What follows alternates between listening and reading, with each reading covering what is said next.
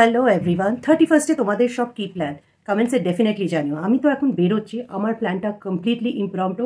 এখন বাজে সন্ধে 4:15 আর ইচ্ছে আছে 8টা সাড়ে 8টার মধ্যে বাড়ি চলে আসবো, বিকজ তারপরে কিন্তু কলকাতার রাস্তায় পাবলিক ট্রান্সপোর্টে ট্রাভেল করাটা একটু চাপেরই হয়ে যাবে। আর গাড়ি নিয়ে তো বেরোচ্ছি না, এমনি অটোয় যাব।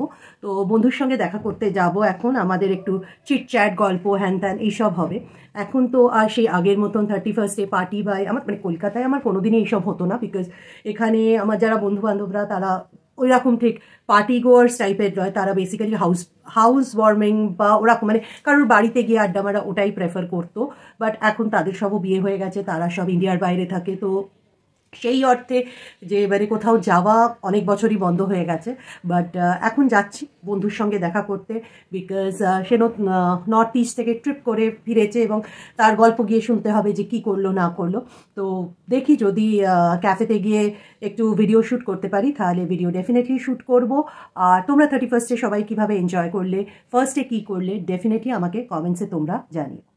আমার বন্ধু এখনও আসেনি, তো গড়িয়াহাটে নেবে আমি আনন্দ পাবলিশার্সের আউটলেটে চলে এসেছি, my favourite sport in Gariahat.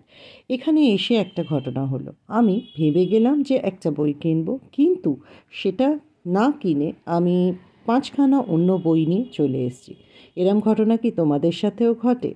তারপরে একটা ক্যাফেতে চলে গেছিলাম, যেটাও কি গড়িয়াহাটেই, আর ওটা আমার বন্ধু, ওর সঙ্গে বসে বসে ওর কি নর্থ ইস্টের ট্রিপ হয়েছে সেগুলো শুনছিলাম, সাথে একটা সুন্দর কফি নিয়ে। এবার আমার তো ব্যাক অফ দ্য মাইন্ডে চলছিল যে বইগুলো কখন গিয়ে বাড়িতে খুলব, কিন্তু তার আগে ক্যাফেতে গেছি, ছবি তুলব না এটা হতে পারে? তাও আবার বছরের লাস্ট দিনে। তো ভালো করে একটু ফটোশ্যুট করেই নিলাম। তারপর মনে পড়লো যে একটা ছবি তো বই নিয়ে তুলতেই হবে, কালকে তো নিউ ইয়ার, তার জন্যে তো একটা ছবি লাগবে, তো সেটা করলাম। উভয় হকের নীল পাহাড় বইটা, যেটা অরণ্যমন থেকে প্রকাশিত হয়েছে, এই বইটা আমি প্রথম পড়েছিলাম অগস্ট সেপ্টেম্বর নাগাদ। লাস্ট 2-3 দিন আবার বইটাকে নেড়েচেড়ে দেখছিলাম। বইটা এতটাই ভালো যে আমি ভাবলাম বুক হল তো আমি ডেফিনেটলি দেখাবো, বাট এই বইটা নিয়ে আমি বলতে চাইছিলাম একটা কন্টেন্টে। আর আমি ভাবলাম যে এই মানে বছরের শুরুর যে ওয়ান অফ দ্য ভিডিওস করছি সেখানেই এই বইটা নিয়ে একটু কথা বলি। বইটা মানে অসাধারণ কেন আমি সেইটা বলতে চাই। দেখো, আমি তো তোমরা নিশ্চয়ই জানবে যারা আমার কন্টেন্ট দেখছো যে আমি বিগিনার লেভেল বাংলা বইয়ের রিডার বলতে পারো, কিন্তু উভয় হকের মতন রাইটার সিম্পল ল্যাঙ্গুয়েজে মাত্র 128 পাতায় এই লেখাটিতে এমন কিছু জিনিস বলেছেন যেটা মানে তুমি যদি emotional as a human being now হও, it is bound to affect your heart. উভয় হকের এটা আমি দ্বিতীয় বই পড়ছি। এর আগে একটি শাড়ি ও কামরাঙা বোমা পড়েছিলাম, যেটা নিয়ে আমার চ্যানেলে অলরেডি একটা রিভিউ এবং রেকমেন্ডেশন ভিডিও আছে, পারলে লিঙ্কটা আমি ডেসক্রিপশনে এবং এখানে কার্ডসে দিয়ে দেব। এই যে বইটি নীল পাহাড়, এর প্রোটাগনিস্ট হচ্ছে মানিক মিত্র বলে একজন, যিনি পেশায় ডাক্তার, যিনি হিন্দু হওয়া সত্ত্বেও একজন মুসলিম পার্সন ওনাকে বড় করেছেন। এবার মানিক মিত্র কিন্তু ছোটোর থেকেই খুব মেধাবী ছাত্র ছিলেন এবং পরে সে একজন ভালো ডাক্তার হয় এবং সরকারি একটা, আবার দেখছো তো বারবার এবং আমার বের হচ্ছে, সরকারি একটা হাসপাতালে উনি চাকরি করছিলেন। সেই সময় উনি কিছু জিনিস যেটা সেই হাসপাতালের অ্যাডমিনিস্ট্রেশনের এগেনস্টে মানে উনি দেখে নেন এবং সেটা নিয়ে উনি মুখ খুলতে চান। অ্যাজ আ পানিশমেন্ট ওনাকে এই গভর্নমেন্ট থেকে একটা প্রত্যন্ত পাহাড়ি ট্রাইবাল জায়গায় পাঠিয়ে দেওয়া হয়। বলে দিই যে গল্পটি যখন লেখা হয়েছে সেটা হচ্ছে মিড 1980s, মুক্তিযুদ্ধ যেটা 1971-এ হয়েছিল, সেটার যে এফেক্টটা সেটা কিন্তু তখনও বাংলাদেশিদের মধ্যে ছিল। এবং এইখানে আমরা দেখছি যে যারা যে ট্রাইবালসরা আছে বা যে পাহাড়ি লোকেরা আছে তাদের মানে প্রত্যেকের যে গল্পগুলো সেগুলো not only this people are poverty stricken, কিন্তু প্রত্যেকটা ক্যারেক্টারের একটা করে ব্যাক স্টোরি আছে। আর প্রত্যেকটা ব্যাক স্টোরি তোমার মনে হবে তুমি যেন একটা ছোট গল্প পড়ছো। তো এই যে বইটা নীল পাহাড়, এটা হয়তো মানিক মিত্রর গল্প, কিন্তু মানিক মিত্রর গল্প মধ্যে দিয়ে আমরা কিন্তু অনেকগুলো ক্যারেক্টার্সের ব্যাক স্টোরি পড়তে পারি এবং প্রত্যেকটা back story is heart wrenching and unique in itself, যেটা আমার পড়ে মনে হয়েছে। এবং লেখক খুব বিউটিফুলি একটা অ্যামালগামেশন প্রেজেন্ট করেছেন থ্রু দিস পার্টিকুলার রাইটিং, যেখানে উনি বিভিন্ন লোকের গল্প বলেছেন এবং এই প্রত্যেকটা লোক ওই ট্রাইবাল এরিয়ার ওই পাহাড়ি যে জায়গাটা সেখানকার লোক এবং তারা কেন সেইভাবে রিয়্যাক্ট করছে প্রত্যেকটার একটা কারণ আছে। এবং এই যে কারণগুলো এগুলো কিন্তু মানে মানে যখন পড়ছি না মানে মানে তোমাকে ভাবাবে আর কি জিনিসটা। আর একটা জিনিস যেটা আমার ভালো লেগেছে যে স্টোরি টেলিং, সত্যি এটা একটা আর্ট, এটা একটা ক্রিয়েটিভ প্রসেস, বাট সুন্দর স্টোরি টেলিং যেটা তোমাকে অ্যাজ আ রিডার এফেক্ট করবে, তার জন্যে কিন্তু লেখককে মানে তাদের মধ্যে হয়তো মানে একটা গড গিফটেড স্কিল দরকার। আমার মনে হয় সেই স্কিলটা উভয় ধকের আছে। উনি যে গল্পগুলো এখানে বলেছেন বা আমি ওনার যে আগের লেখাটাও পড়েছিলাম, একটি শাড়ি ও কামরাঙা বোমা, প্রত্যেকটাতে যে গল্পগুলো বলছে এইগুলো না মানে এই ধরনের বই যদি তোমরা পড়ো, এটা না মানে এটা তোমাকে আস্তে আস্তে পড়তে হবে। এটা এমন নয় যে আজকে মানে যেহেতু 128 পাতা আছে আমার হয়তো পড়তে 2-3 ঘন্টা লাগবে, আমি আজকে পড়ে আজকেই শেষ করে ফেলবো। এই ধরনের বইকে তোমায় ফিল করতে হয়, এক্সপিরিয়েন্স করতে হয়। এবং আমার এটা মনে হয়, আমি জানি না কতবার এবং বলছি, সরি ফর দ্যাট, এই বইটা ইন ফিউচার হয়তো একটা ক্লাসিক হতে পারে। মানে 50 ইয়ার্স ডাউন দ্য লাইন যদি বাংলা লিটারেচার তখনও পপুলার থাকে, তাহলে হয়তো এই বইটাকে তখনকার যারা রিডার্স তারা হয়তো একটা ক্লাসিক বলবে। অলসো আমার যেটা ভালো লেগেছে আর এই যে বুক কাভারটা, এই বুক কাভারটা যদি তোমরা দেখো, এখান থেকে আমরা দেখতে পাচ্ছি একটা নীল রঙের পাহাড়, একটা লোক চলে যাচ্ছে। যদি উল্টো দিকে দেখো, এখানে একটা কংক্রিটের জঙ্গল আমরা দেখতে পাচ্ছি, এখানে বিল্ডিংস আছে, এখানে আর একজন চলে যাচ্ছে এবং এইটার রিফ্লেকশন এই জলে পড়েছে, কিন্তু রিফ্লেকশনটা কিন্তু অন্য। আমার কিন্তু এই কাভারটা মানে খুব মানে দারুণ লেগেছে, এই ধরনের একটা ইমেজ। আর এই যে নামটা নীল পাহাড়, এই নীল পাহাড় নামটা কেন সেটা নিশ্চয়ই বুঝতেই পারছো যে মানিক মিত্রকে যে জায়গাটায় ট্রান্সফার করা হয় সেই জায়গাতে এরকম পাহাড় ছিল এবং অবভিয়াসলি সেইখানে লোকেদের যেহেতু গল্প তাই জন্য এই নামটা দেওয়া হয়েছে। আর একটা জিনিস যেটা আমি বলবো যে এই বইতে কিন্তু রাইটার, আমি যেটা বললাম আগেও, অনেকগুলো ক্যারেক্টার্সের গল্প বলেছে। প্রত্যেকটা ক্যারেক্টারের ক্যারেক্টার স্কেচ খুব স্ট্রং, খুব ইউনিক এবং প্রত্যেকটা ক্যারেক্টার কিন্তু তোমাকে মানে তার একটা তুমি রিফ্লেকশন পাবে যখন তুমি গল্পগুলো পড়ছো। By the time you end this book আমি বলবো যে you are bound to think. এবং আমি এই বইটা সেকেন্ড টাইম পড়লাম in a span of 6 months। বইটা আমার এতটাই ভালো লেগেছে, প্রথমবার যখন পড়েছিলাম তখন একরকমের এফেক্ট হয়েছিল, এখন যখন পড়ছি বইটা নিয়ে আমার থট প্রসেস আরও মডিফাই করেছে। আর আমি বারবার ভাবছি যে একজন রাইটার কীভাবে এত সুন্দর ওয়েতে ইমোশনালি কানেক্ট করতে পারে to his or her readers. এই গল্পটা কিন্তু আমার 2024-এ পড়া one of the best reads. এবং আমি অলরেডি উভয় ধকের নেক্সট বই জলেশ্বরী, সেটা অলরেডি আমার স্টকে আছে, আমার কেনা আছে, বইটা অনেকদিন কিনেছি। খুব শীঘ্রই 2025-এ সেই বইটাও পড়ার ইচ্ছে আছে। উভয় ধকের আর কি বই আমার পড়া উচিত অ্যাপার্ট ফ্রম জলেশ্বরী, প্লিজ একটু তোমরা কমেন্টসে জানিও। আর উভয় ধকের লেখা নিয়ে তোমাদের কি বক্তব্য, তোমরা কি উভয় ধকের লেখা পড়েছো, তোমাদের কেমন লেগেছে প্লিজ একটু কমেন্টসে জানিও। যদি রেটিং নিয়ে বলতে চাও তাহলে এটা আমি বলবো 4.95 আউট অফ 5 স্টার্স। এটা এই ধরনের বই আমি বারবার বলবো, যদি আমার ভিডিও দেখে তোমরা কেউ কেনো বা পড়ার ইচ্ছে রাখো, take your time to read this book. এই বইটা কিন্তু একটা প্রসেস মানে অ্যান্ড আমি শিওর এটা কিন্তু তোমাদেরকে ভাবতে বাধ্য করবে। নতুন বছরে তোমরা কি বই পড়লে আমাকে কিন্তু কমেন্টসে জানাতে ভুলবে না। এবার চলে আসছি কেনাকাটা নিয়ে। অবভিয়াসলি যেটা বললাম যে 31st তো গেছিলাম আনন্দ পাবলিশার্সে এবং সেখান থেকে 4টে বই নিয়ে এসেছি, তার সঙ্গে একটা বই ফ্রি পেয়েছি। তোমরা নিশ্চয়ই জানবে যে ওরা একটা 20% মতন ডিসকাউন্ট দেয় এবং সেই যে অ্যামাউন্টটা হয় সেই অ্যামাউন্টটা দিয়ে ইউ ক্যান পারচেজ অ্যানাদার বুক।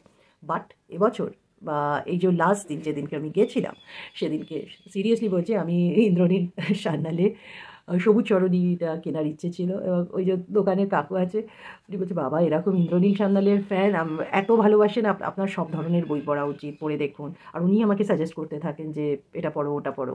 তো এনিওয়েজ আমি গেছিলাম একটা বই কিনতে, সেটা তো কেনা হলোই না, উল্টো আমি অন্য 4টে নিয়ে চলে এলাম। তো প্রথম যে বইটা সেটা হচ্ছে সুকান্ত গঙ্গোপাধ্যায় বটতলা। এটা মুদ্রিত মূল্য হচ্ছে 200 রুপিস। আর এটা একটা পুরনো এডিশন, আর এখানে এরকম দাগ আছে, কিছু করার নেই, এটার আর কপি ছিল না, তো ঠিক আছে আমি নিয়ে নিলাম। আচ্ছা, বটতলা আমি এটার একটা ওয়েব সিরিজ হইচইতে দেখেছিলাম, যার মধ্যে মধুমিতা সরকার ছিল, বাট আমাকে আমার বুকটিউব চ্যানেলেই একজন বলেছিল যে প্লিজ বইটা পড়ে দেখো, বিকজ ওয়েব সিরিজে যেটা দেখানো হয়েছে আর এই যে পার্টিকুলার বইটাতে যে ঘটনাটা আছে, হয়তো কিছু জিনিস সিমিলার, বাট ওয়েব সিরিজে অনেকটাই চেঞ্জ করে দেওয়া হয়েছিল। তো এবার এইটা যখন থেকে বলেছে, আমার মাথায় ঘুরছিল যে ওকে আমাকে তাহলে এটা পড়ে দেখতে হবে। প্লাস অবভিয়াসলি সুকান্ত গঙ্গোপাধ্যায়ের লেখা, এটা তো মানে কিছু বলারই নেই এটা নিয়ে। তো খুব শীঘ্রই এটা পড়বো। আর তোমরা যদি এটার রিভিউ দেখতে চাও প্লিজ কমেন্টসে জানিও, তাহলে আপকামিং কোনো না কোনো কন্টেন্টে এটা নিয়ে আমার ইনডেপথ ফিডব্যাক বা রিভিউ যাই বলো সেটা দেখো। নেক্সট যে বইটা কিনেছি, এটা এটা একটু অন্যরকম বই। এই বইটা আমি অনেক দিন ধরে ভেবে রেখেছিলাম, আর এটা নিয়ে আমি অনেক শুনেওছি যে বইটা নাকি দুর্দান্ত একটা বই। তো বইটা হচ্ছে রমাপ্রসাদ চৌধুরীর লালবাই। এই ধরনের টপিকে আমি পড়িনি। আমার কাছে একটা জাপানিজ ফিকশন আছে, বাট সেটাও অনেক দিন ধরে আমার কাছে রাখা আছে, আমি নামটা ভুলে গেছি, এখানে আমি পরে ছবিটা দিয়ে দেবো। বাট রমাপ্রসাদ চৌধুরীর এই বইটা আমার চোখে পড়ে, এবং আমি এটা I just grabbed it because এটা আমি অনেক দিন ধরে ভেবে রেখেছি যে এটা পড়বো। আর এরকম দুর্দান্ত একটা প্রচ্ছদ, মানে আমার না এরকম মানে একটু অন্য রকম যে জিনিসগুলো হবে আমার এগুলো খুব ভালো লাগে। এবং যেটা বলছি যে কাকু বলছে যে ওয়াইডেন ইউর হরাইজন, কেন বারবার শুধু থ্রিলারই পড়বে, সব রকম পড়ো, রোম্যান্টিক পড়ো, কী বলবো, সামাজিক পড়ো। তো যতক্ষণ না তুমি তোমার হরাইজন বাড়াচ্ছ, তুমি নিজেও জানবে না যে তোমার কোনটা ভালো লাগছে কোনটা ভালো লাগছে না। সো আর এটা আমি অনেক দিন ধরে যেহেতু টার্গেট করেছিলাম, তো এটা আমি নিয়ে নিই। এটার প্রিন্টেড প্রাইস হচ্ছে 500 রুপিস। নেক্সট যেটা, এই রাইটারের আমার এটা ছাড়াও আরও দুটো বইও আমার মানে অ্যাকচুয়ালি 2025-এর রিডিং গোলসে অলরেডি আছে। মানে আমি না এরকম খাতায় লিখে রাখি যে আমাকে এই বইগুলো এই বছর কিনতে হবে এবং এই বইগুলো আমাকে পড়ে শেষ করতে হবে। যেমন এখানে যদি দেখতে পাও যে পেছনে যে বইগুলো রেখেছি, এগুলো সবই বাংলা বই, মানে 99% এর মধ্যে কিন্তু বাংলা বই আছে। তো এই বাংলা বইগুলো আমার ইচ্ছে আছে বাই অগস্ট 2025 শেষ করা। দেখি কতটা শেষ করতে পারি। তো ওই জন্য এগুলোকে এখানে গুছিয়ে রেখেছি, তো দেখা যাক। তো এই বইটা হচ্ছে মৈত্রেয়ী রায় মৌলিকের চাকা ঘোরার আগে। এটা আমি যতদূর জানি ইন্ডিয়াতে যখন রেলগাড়ি আসে সেটার কি এফেক্ট, এবং টাটানগর যে শহরটা, যেটা জামশেদজি টাটা বানিয়েছিলেন, সেটা কিভাবে তৈরি হয় সেইটা নিয়ে নাকি একটা দুর্দান্ত লেখা। আর এটা নিয়েও আমি বিভিন্ন বাংলা বুক টিউবিং চ্যানেলে খুব ভালো ভালো ফিডব্যাক দেখেছি। যেহেতু লেখাটা একটু অন্য ধরনের, আমার বইটা অনেক দিন ধরেই আমার মাথায় ছিল যে ওকে এটা নিতে হবে। যখন এটা নিচ্ছি দোকানের যিনি কাকু আর কি, উনি আমায় বলছেন, আরে এটা নিচ্ছ, এই রাইটারের তো আর একটা বই আছে যেটা সিল্ক রুটের উপরে, আর থার্ড একটা বই আছে যেটা হচ্ছে ইউরি গ্যাগারিন, যে রাশিয়া থেকে চাঁদে গেছিলো, সেইটা দিয়ে। আর ইউরি গ্যাগারিনকে যে আমরা সবাই বইতে পড়েছি যে Yuri Gagarin was the first man who went on moon, but Yuri Gagarin সেখানে পৌঁছনোর আগে কী কী সিচুয়েশন ছিল সেইটা নিয়ে পুরো বলা আছে। তো সেই জিনিসটা নিয়ে লিখেছে।